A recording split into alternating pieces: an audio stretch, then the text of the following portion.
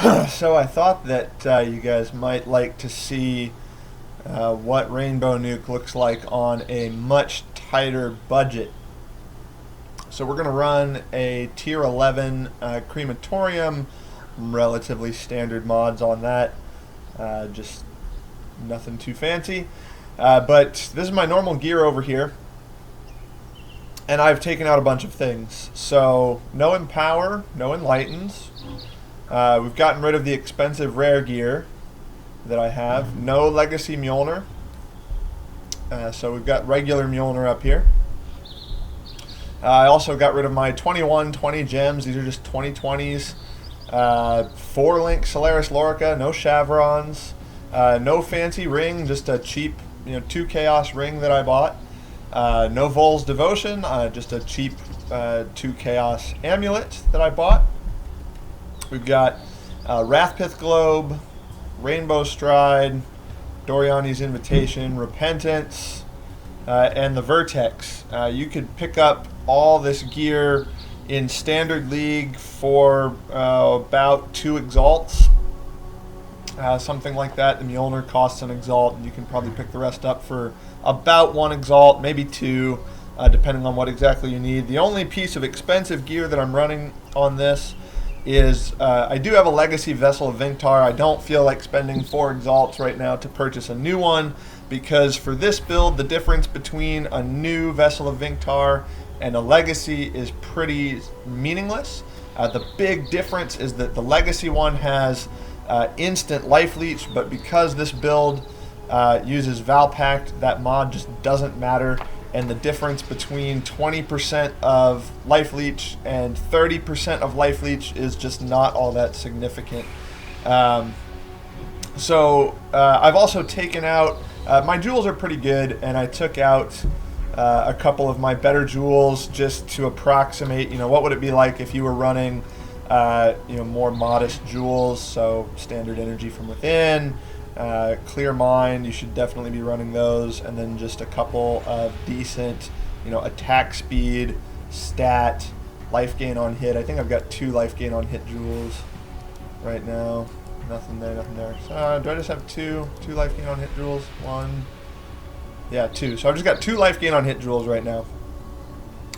About 5.5k energy shield, and capped resists. So nothing too fancy. This build, this would be pretty cheap to put together if you did want a Vessel of Vinctar. The only reason I'm keeping that in here is because this is Tier 11. If you want to do Tier 10 or Tier 11 maps on this kind of budget, you are going to need a Vessel of Vinctar, a new one that is going to cost you a few Exalts. You could probably get away with Tier 8, Tier 9 stuff without that, but if you want to do something like Crematorium Boss on this level of gear, where the gear is just kind of, it's kind of crappy, you're gonna want the Vinctar. So, you could probably swap in a Chevron, get rid of the Vessel of Vinctar, and be just fine. Overall, total budget here, I think Vinctars are going for like 4 Exalts right now. So this is, maybe 6 Exalts to get all this. Maybe 7 or 8 if you had to buy a couple of gems. Pretty cheap. Let's see how it does.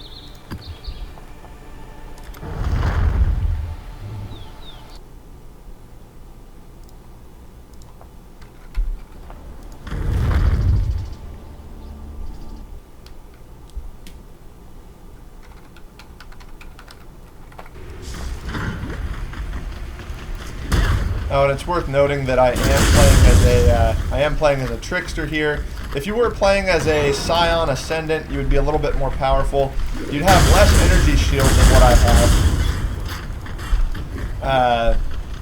And let's see here, what are my attacks per second at? So you can have 5.2, that's just trickster. It goes up after the movement skill. So trickster, you get a little bit more energy shield. You get a free leap slam. You get a little bit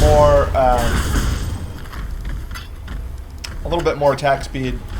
But you lose out on the 1.5 leech, 1.5% leech that you have as a Scion. And you also lose out on a couple of passive points and the stats. So overall, Ascendant would be a little bit better. This is just the character I'm leveling right now, so we're going to try that. Your character shouldn't matter too much. The only time your Ascendancy class is going to matter a whole lot is when you really want to push the endgame content. You really want to do core Malachi with mods. You want to do Rubric series. And that's where picking Ascendant is going to shine, because you really need that extra in content like this, you know, just sort of your standard map content. It's not really going to make that much of a difference what Ascendancy you use. Build is just fine with more Ascendancy, and it does just fine with more or less whatever you want. As you can see, the damage is fine. It's not dangerous. This isn't a particularly dangerous map. You wouldn't want to do anything too dangerous on this type of budget.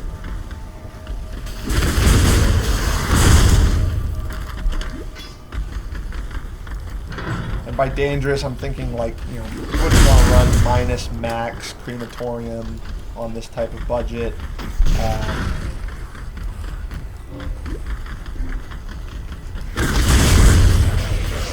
I think even something like an unwavering mod, you know, monsters cannot be stunned. I think even that could potentially be a little dangerous. Just because you don't have a lot of ES. Curse immune would be very dangerous at only 5.5k ES. Very doable. You would just have to be pretty careful with your flasks.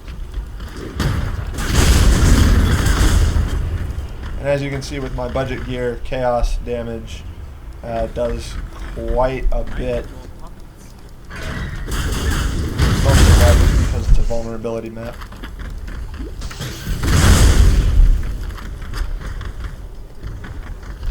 But if any of you ever look at my regular gear and you think, why in the world would I spend all the extra exalts to get chaos resistance? Why? I think it's worth having. I know that you can avoid most chaos damage and it's not a big deal, but running around with low chaos resist is dangerous. It will eventually cost you death if you're not careful. What's the exile DD type strike? I think Thena Moga. You can die to her in nasty, high-level vulnerability maps. Chaos resist is hard to get, but it's worth it. What do we even have right now with this gear? Yeah, so we're at negative 30. Okay, so the only thing we have yet on is the Vertex. That's why it hurts a lot. Yeah, a lot of you guys have asked me, you know, hey, how's this build with no Volls? Do I need a Volls? Do I need a new Mjolnir? And I hope it's clear to see that, in fact, no, you do not. I'm pretty close to saying that you need a Vessel of Vinton for this build. I think it is by far the best item for this build, other than Mjolnir itself.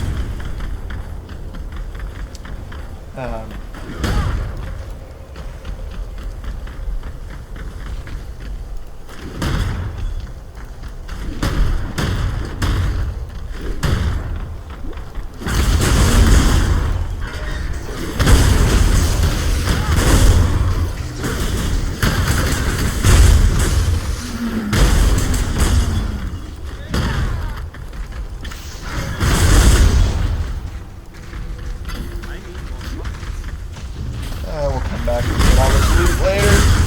Keep the video from being too long. I've already talked enough. A moment ago.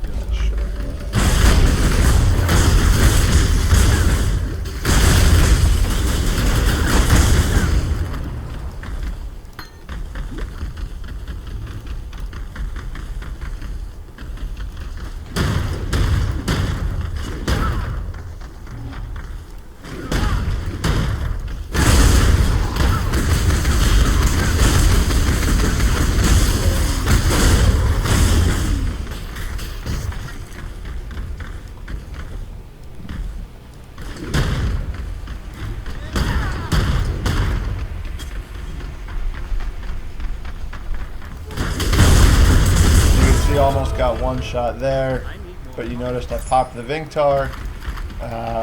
If you play this build a lot, you just get used to seeing situations where you know you got to pop your flasks. I would say that probably most of the survivability with this build, even with good gear, like regardless of what gear you're running, the survivability with this build depends on just learning when you need to pop your flask. can see, no problem there. That would have absolutely killed me without the Vinctar Flask. There's no way that Warlord's Mark alone would have provided enough reach to survive that. Vinctar Flask, absolutely awesome. And there you go, map cleared on, let's call it 6 Exalts-ish worth of gear. So I hope you guys found that helpful and maybe made this build a little bit less intimidating to some of you guys who aren't sitting on 25 Exalt legacy items.